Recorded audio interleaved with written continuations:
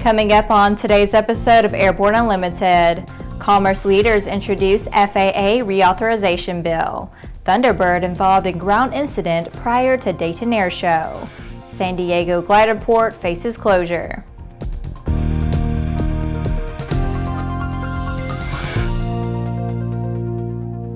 Hello, I'm Laura Hudson. It's June 26th, and this is Airborne Unlimited.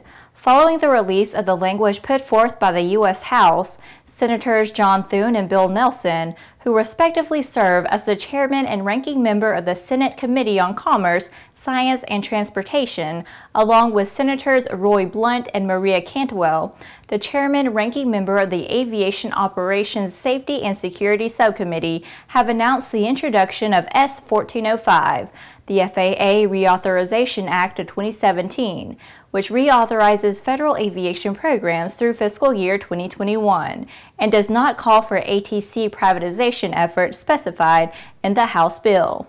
The FAA Reauthorization Act of 2017 contains language considered more favorable to the civil aviation community. Among the highlights, the Act addresses drone safety and innovation via safety and privacy issues, criminalizes reckless drone behavior around manned aircraft and runways, authorizes FAA Drone Registration Authority, and boosts enforcement while creating new opportunities for testing and promoting innovative uses. It deals with GA issues by offering GA airports more flexibility to facilitate infrastructure investment, applies the same medical certificate requirements to air balloon operators as other licensed pilots, and expands the rights of pilots in FAA enforcement proceedings. An Air Force Thunderbird F-16 was involved in an incident Friday prior to the team's scheduled performances at the Dayton Air Show last weekend. As a result, both the Saturday and Sunday Thunderbird performances were canceled, though the air show went on as scheduled. Multiple sources report that the aircraft exited the runway at Dayton International Airport and flipped over, landing on its canopy and trapping both crew members. A Montgomery County Sheriff's Office spokesperson said that the incident was first reported at 12:31 p.m. and that the base immediately dispatched heavy rescue equipment to the scene to start what turned out to be a 2-hour extrication effort. The incident occurred amidst of heavy rains and winds. Both the pilot of Thunderbird No. 8, Captain Eric Gonzalez, and another team member, Staff Sergeant Kenneth Cordova, an enlisted aircraft maintainer, were aboard. Captain Gonzalez sustained light, non-life-threatening injuries, while Sergeant Cordova fared a bit better and was released from the hospital after being examined. The USAF will investigate the accident. After the break, famous San Diego Gliderport threatened. Concorde's recombinant gas RG series sealed battery technology produces a high-performance battery with the advantages of being pre-tested and fully charged at the factory. Find out more about Concorde's entire line of batteries at www.concordebattery.com. Concorde, the heart of your aircraft. There's a difference between charting a steady course and pushing for the ceiling.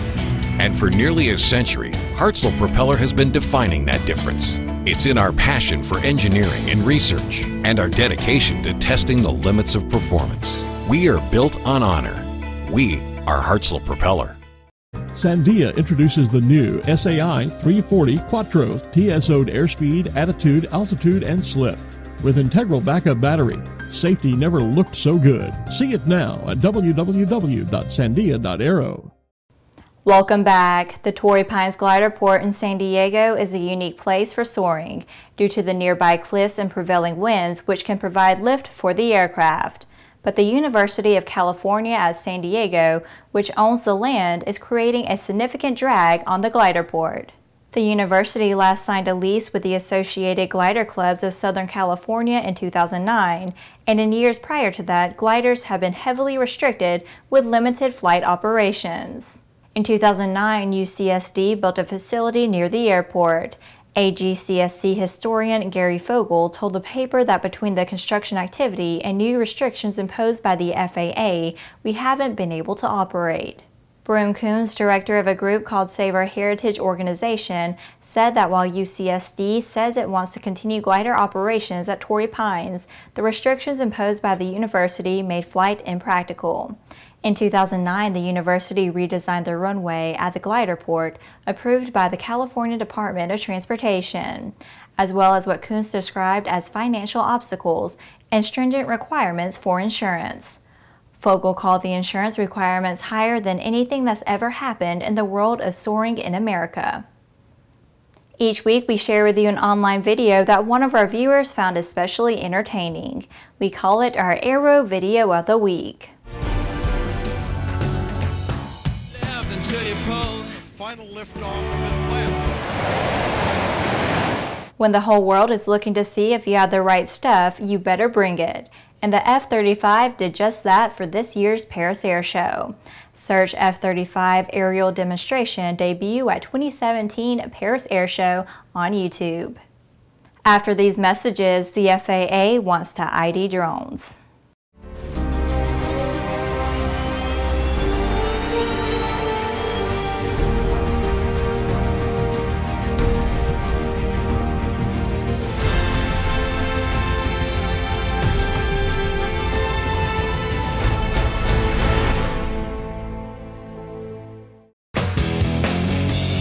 Based on the popular Sling 2 LSA, the Sling 4 was designed to be the most practical and desirable lightweight four-place experimental aircraft on the market.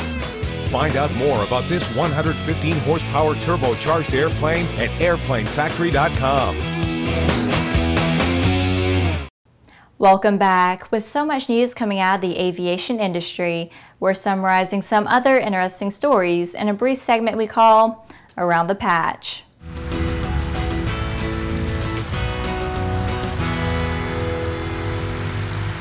Currently, there are no established requirements or voluntary standards for electrically broadcasting information to identify an unmanned aircraft while it's in the air. The FAA is setting up a new aviation rulemaking committee that will help the agency create standards for remotely identifying and tracking unmanned aircraft during operations. The rulemaking committee held its first meeting June 21st through 23rd in Washington, D.C. For the second time in less than a month, a U.S. warplane has shot down an armed Iranian drone. The most recent incident occurred over southern Syria. The U.S. F-15E Strike Eagle engaged an armed Shahed-129 UAV, displaying hostile intent and advancing on coalition forces. The F-15 intercepted the UAV after it was seen advancing on a position where coalition forces were training and advising partner troops in the fight against ISIS. For a limited time, individuals can visit Yanks Air Museum in Chino, California, to not only see the historic Bell AH-1F Cobra 589, but to experience a mission ride in the same helicopter that flew combat tours in Vietnam. The Cobra 589, also known as the Black Pearl, is owned and operated by Army Aviation Heritage Foundation, whose membership is comprised mostly of U.S. Army Vietnam veterans. The Cobra 589 will be on display at Yanks Air Museum through September 2017. Veteran NASA astronaut Rick Mastracchio has retired from NASA. His last day with the agency was June 16th. As an astronaut, Mastracchio logged 228 days in space on 3 space shuttle missions and 1 long-duration stay at the International Space Station. By any measure, Boeing had a good run at the 2017 Paris Air Show last week.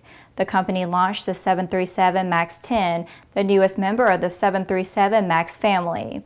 With more than 361 orders and commitments from 16 customers worldwide, the wide market acceptance endorsed the 737 MAX 10 as the industry's most efficient and profitable single-aisle airplane, Boeing said. Well, that's it for today's trip around the patch. Now let's move on to the rest of the news. The Kelch Aviation Museum embarked on a campaign to raise $1 million for the construction of a new museum and education building in Brodhead, Wisconsin. They are already about halfway to their goal. Kelch Aviation Museum Executive Director Pat Whedon stated that Brodhead is already well known for its dedication to vintage aviation and is home to many vintage airplane experts and enthusiasts.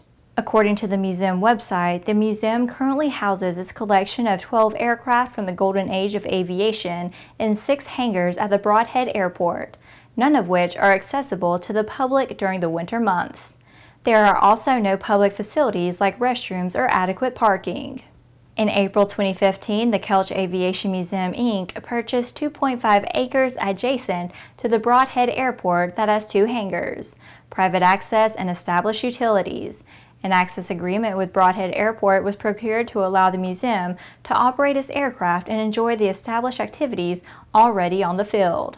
The Kelch Aviation Museum also intends to build a separate meeting space for Chapter 431 of the EAA, the host of the annual fly-in events at Brodhead Airport, so that proper facilities can be utilized during these high-traffic multi-day events, the website says.